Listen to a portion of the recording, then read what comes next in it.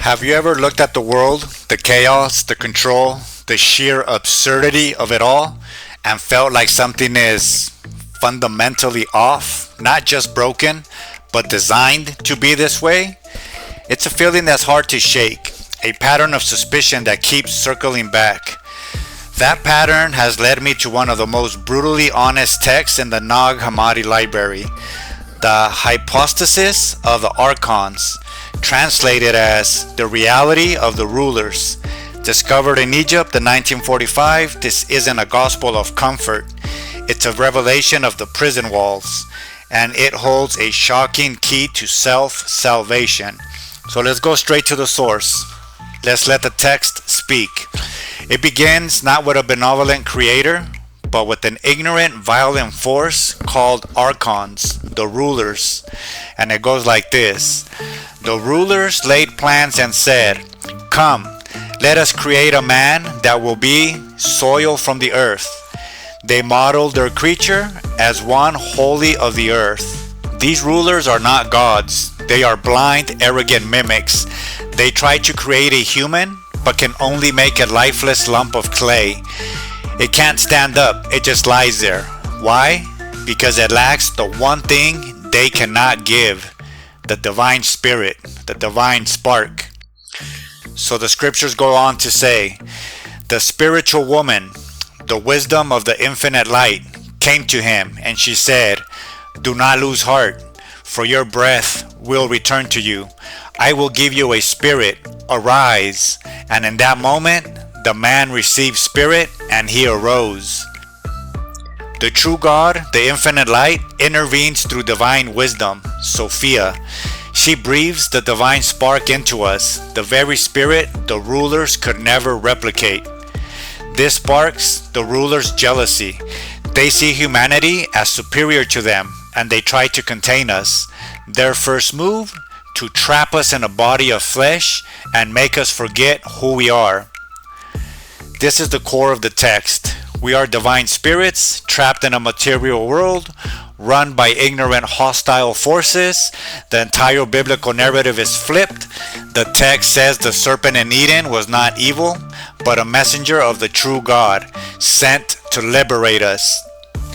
And the scriptures go on to say, the ruler's chief agent is blind. Because of his power and his ignorance and his arrogance, he said to his subjects, "I am God. There is no other beside me."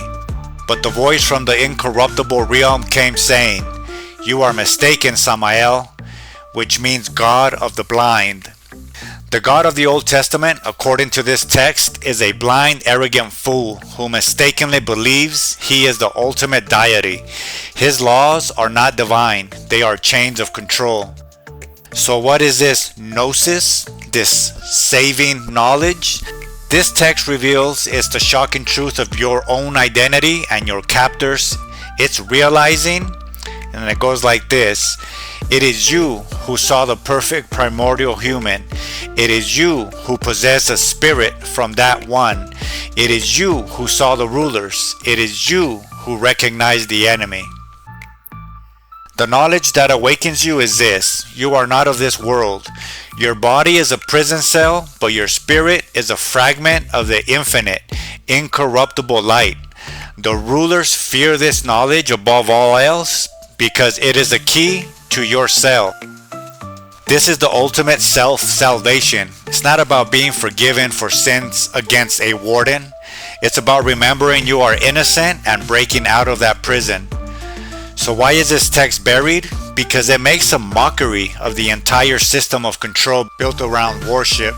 Alright, so I'll leave you guys with a different question. One that this text invites, not what you believe, but where does that feeling of resonance come from? That pull you feel that isn't just curiosity, it's recognition, it's a memory encoded in the very fabric of your being, stirring from a sleep that has lasted lifetimes. It's the part of you that has always known the walls of this world are just a temporary construct. This isn't about adopting a new belief, it's about validating a truth you already feel. The story of the trapped divine spark isn't just a myth, it's the mirror of your own consciousness finally beginning to see its own reflection. That feeling is the catalyst. It is the first and most important act of self-salvation. The quiet internal acknowledgement that you are more than what you were told you are. The real work begins not in a church, but in the silent moments of your own day. It begins with a question. If my true nature is light, why do I consent to living in shadow? The architects of the mundane world rely on your continued amnesia. They profit from your forgetfulness. But you are remembering now, so the ultimate question is no longer what this text means, but what will you do with the feeling it has awakened? Will you simply close the tab and return to the dream?